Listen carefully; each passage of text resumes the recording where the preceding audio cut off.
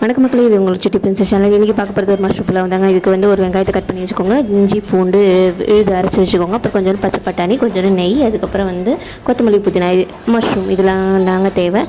அதுக்கு முன்னாடி இது பார்க்குறதுக்கு முன்னாடி சிட்டி பிரின்சஸ் சேனல் சப்ஸ்கிரைப் பண்ணுங்கள். கொஞ்சோண்டு நெய் ஊற்றி அதில் வந்து பட்டை லவங்கம், அதுக்கப்புறம் வந்து இலை பிரிஞ்சு எல்லாம் போட்டு, அதுக்கப்புறம் வெங்காயத்தை போட்டு கொஞ்சோண்டு உப்பு போட்டு நல்லா வதக்கிக்கோங்க. அதுக்கப்புறம் க்ரீன் பீஸ் ஆட் பண்ணிக்கோங்க.